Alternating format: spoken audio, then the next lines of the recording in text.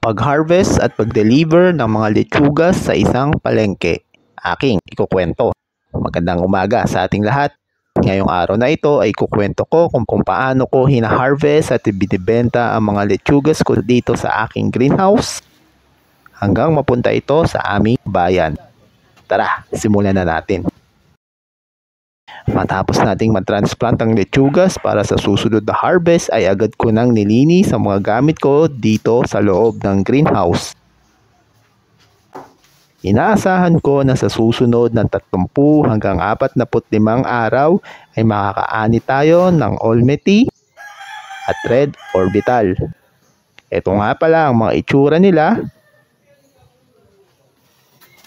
At ito naman po ang finished product matapos nating mailipat sila.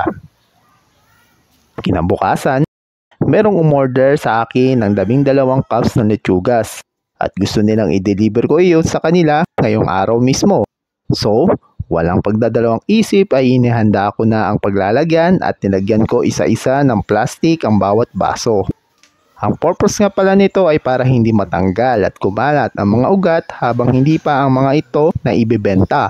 Matapos kong maisaayos ang 12 cups ng lechugas ay inisprayan ko na ang mga ito ng tubig. Huwag po kayong mag-alala.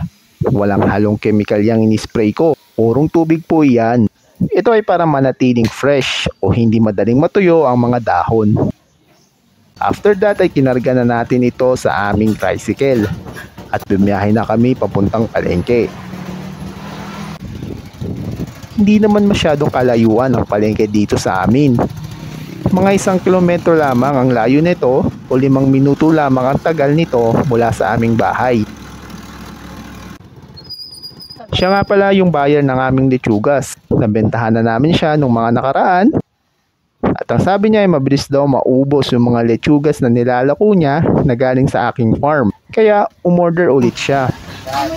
Pag nagpapakan ako sa Letos. Oo, letos. Bili na ako kayo dito. Okay, kita na tayo. Sige ate, paano na lang.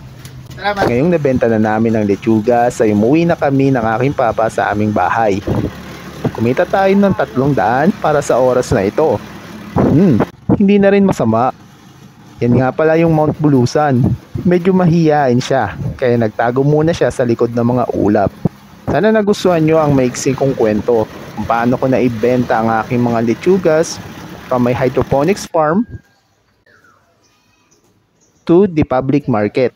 Hanggang dito na lamang po at maraming salamat.